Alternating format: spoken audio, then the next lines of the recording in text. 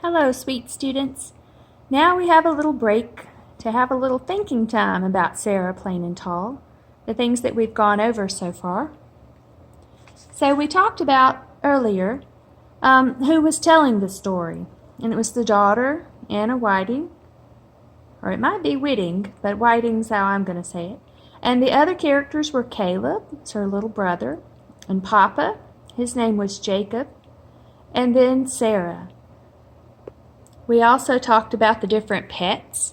Lottie and Nick were the dogs, and Sarah's cat was named Seal, right?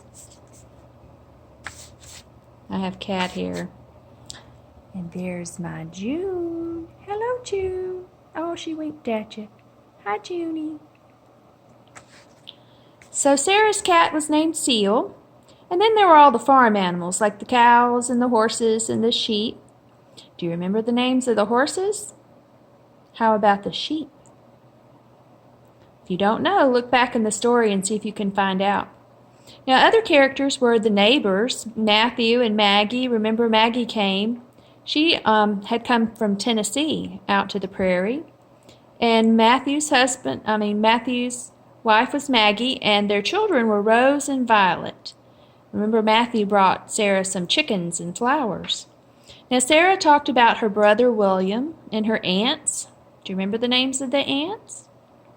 And she left in Maine, and that she really missed them. So those were the characters of the story. Now I want you to also think about the setting. Hello. Hello. Pardon me. Now the setting of the story is where it takes place and the time that it takes place.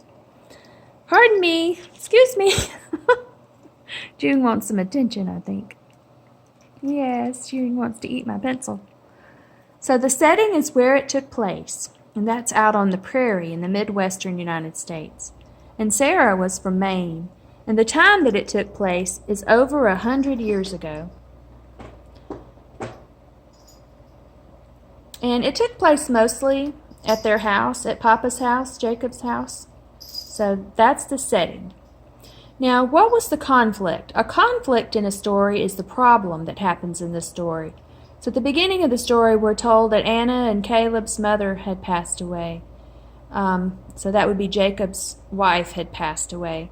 And the question is, will Sarah stay? And will she marry Jacob? Will she become Anna and Caleb's mother? So yes or no? Is there a conflict resolution in the end? So a conflict resolution means, is the problem or the conflict, is it solved?